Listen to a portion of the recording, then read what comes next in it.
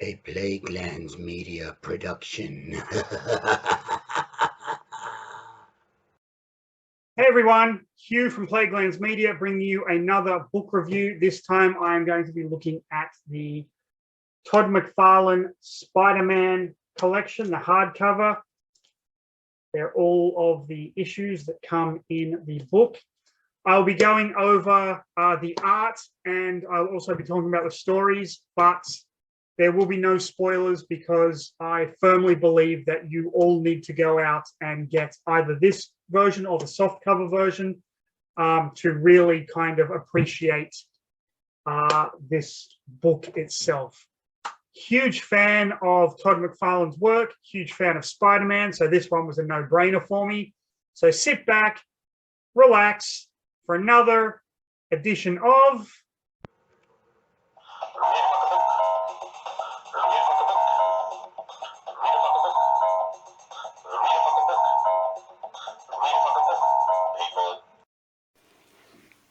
So this is the hardcover edition of Spider-Man, written and drawn by Todd McFarlane.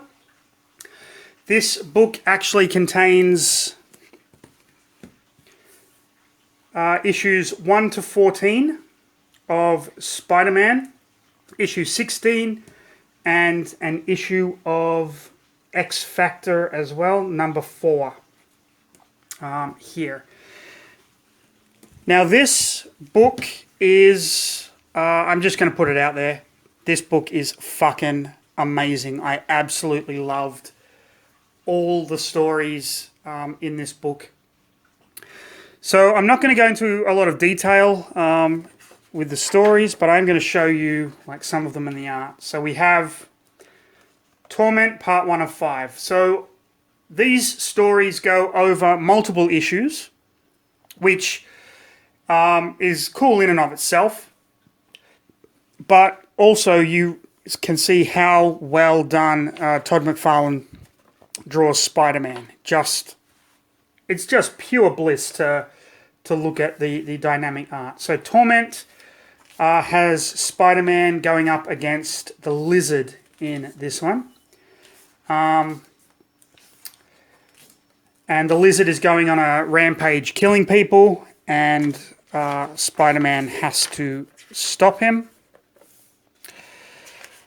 This goes over 5 issues, and there's some great fighting, great art. Todd McFarlane's art is just a joy to look at. The page layouts are really superb. They were very unique for like a Spider-Man comic. He uses the space really, really well. I mean, look at the Lizard there. It's just phenomenal. This one, Spider-Man is going a bit kind of crazy. Something's messing with his mind. Fantastic, fantastic cover there. So I'm not going to tell you basically how it ends, because really you should be reading this for yourself. But let's just say there's some tie-ins to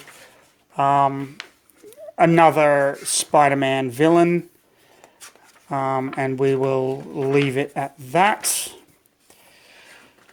So that was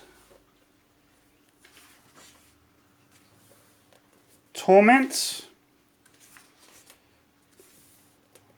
He uses great splash pages. And the next story arc is, what was this one called? Part 1 of 2. I don't know what the name of this storyline was called, but it is basically a Hobgoblin story.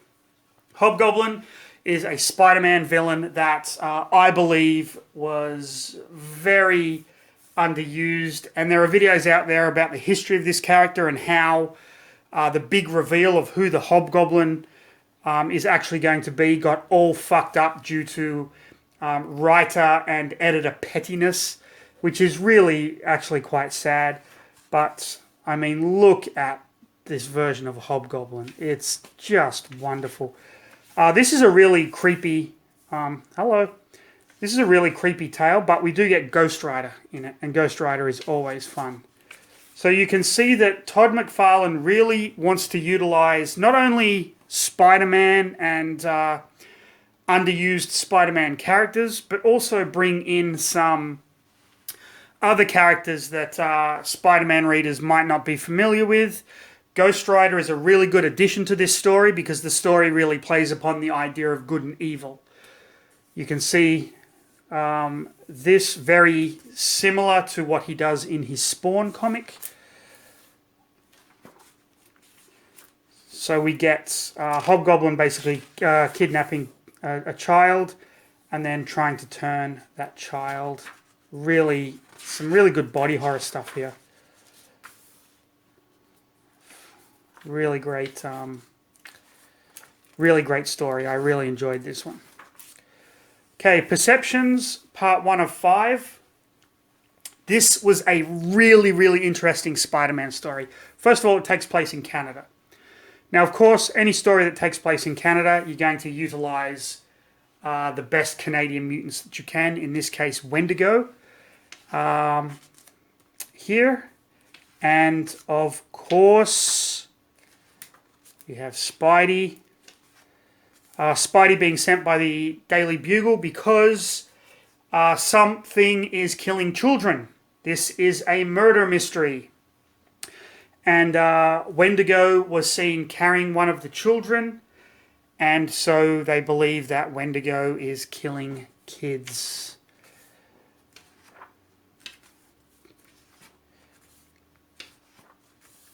Wolvie. This one has Wolverine in it. What's odd is he is in the brown costume, and then later he changes to the yellow costume. I'm not quite sure what the point of that was, but that's okay. I will forgive Todd McFarlane.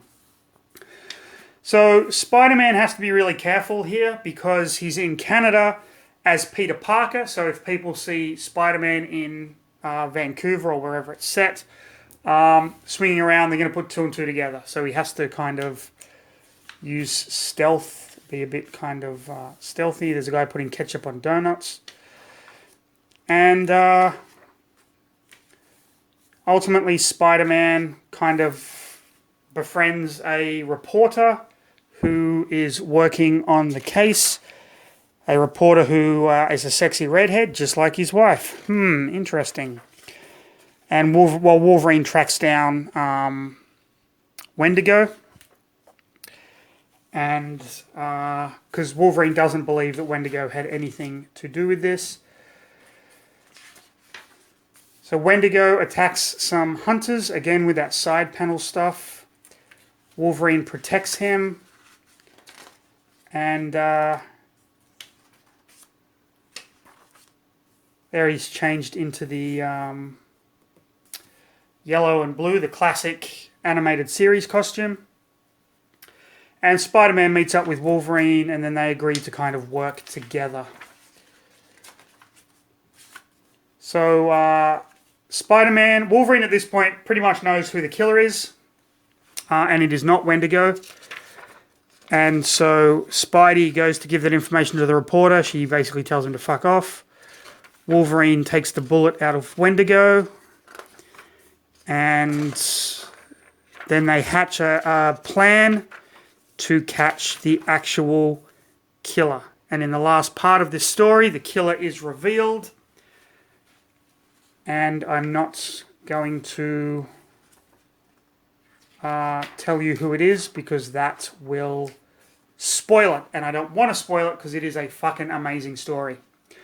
Okay, issue 13 and 14 was Sub-City. Probably the weakest story in the collection. You can see here, looks like the clown from Spawn. So you can already see that Todd McFarlane at this point is already toying with these ideas, toying with these characters. I'm not a fan of the Spider-Man Mary Jane dynamic here. She wants to go out and have some fun, and he ends up like webbing her to the ceiling and then either tickling her or doing some kinky sex shit with her. Not quite sure what's implied there. Doesn't really fit in to the character all that well, but that's just a side issue. Homeless people are going missing, and a reporter wants to do a story on it. J. Jonah Jameson says no. So Peter Parker says, you know what, I think you got something here. And he does a little bit of reconnaissance and goes down into the sewer, gets attacked and comes out.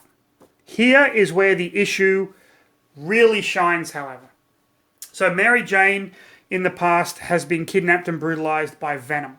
Venom, of course, being the alien symbiote costume that Spider-Man had, the black suit Spidey, that attaches itself to Eddie Brock and becomes Venom. Spider-Man is telling Mary Jane, listen, I have to go down into the sewer and my red and blue suit is basically too glaring. They can see me. I want to wear the black suit. And she says no. You know what Venom did to me. You know what memories that black suit is going to bring up. And they actually have quite a discussion about it. And it's brilliantly written, where you get to actually see just how much the little things affect Mary Jane in their relationship. But ultimately she says, yes, if you need to, do it, but just don't show me. So he gets the black suit made by, I believe, the Fantastic Four. And then we find out who is behind the kidnapping. It is Morbius, the living vampire. And then we have this guy here who... Morbius is basically the leader of these underground freaky hermit people. He was in the past. So they've been kidnapping homeless people and Morbius has been feeding off them. And so Spider-Man goes down there to confront Morbius. They fight. Morbius basically says, listen, I have to kill these people to survive. He was previously living with Doctor Strange trying to find a mystical cure for his vampirism. Spider-Man is like, I don't fucking care. Stop killing people, you douchebag. Morbius discovers that the people he is killing, he believes them to be bad people. But his followers have just been kidnapping anyone because they believe anyone living above in the light is a bad person. So Morbius kind of freaks out at that and pisses off. And then Spider-Man kind of tells this guy, you know, please don't let them do stuff anymore. Not a great story, but there were some fantastic moments in it. So I'm going to give it a pass. Now we come to Spider-Man with X-Force. Now, this is a good story, just really fucking annoying to read. Because this is one of these whole issue sideways gimmicks. So basically in X-Force, in the previous issue of X-Force, X-Force is fighting Black Tom Cassidy and Juggernaut. Black Tom Cassidy is Banshee's brother or cousin, or they're related somehow. But Black Tom Cassidy and Cable and X-Force are fighting in one of the World Trade Center towers, and Black Tom Cassidy detonates a bomb and the top of the World Trade Center blows up. A little on the nose now, but this was the 90s. Just as Spider-Man swings by and he watches Warpath fight Juggernaut. Juggernaut, another one of my all-time favorite X-Men villains. So this is basically X-Force and Spider-Man fighting Juggernaut for the whole issue. Spider-Man, of course, alluding to the fact that he has fought and beaten Juggernaut in the past, which he has, although I forget the issue in which that happened. So this is like just one big fight. And then it goes to X-Force issue 4, which is part 2 of this story. And again, just a big fight. And that is that. Now for extras, we get the variant covers of Spider-Man #1. I actually had this cover back in the day. We get some writing by Todd Macfarlane. We get some Marvel Age stuff. The Non-Mutant Reports. Marvel Review, a trivia quiz. When Mary Jane became Mary Jane Watson Parker, her wedding gown design was supplied by the real-life fashion designer. Wouldn't have a clue. We have this funny little comic drawn in the kind of same style as Spider-Ham-ish, I guess. And in the fight with the Juggernaut, Shatterstar stabs him in the eye with his sword. And this is what the panel originally was going to be, but they censored it. I think this is better, personally. Then we have Morbius, comics review pages, Wizard, one of my favourite magazines of all time. I used to collect it along with Dragon magazine. And different collections. This is the Torment collection.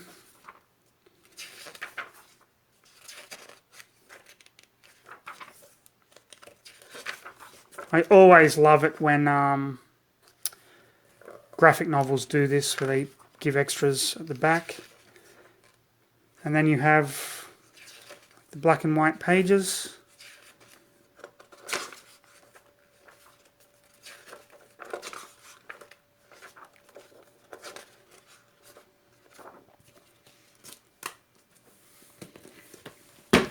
Spider-Man by Todd Macfarlane, an absolutely amazing collection.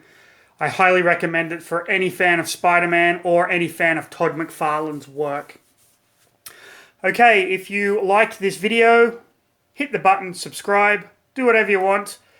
Stay safe, follow us on all the stuff that's coming at the end, and of course, don't be a fool, read a fucking book, people.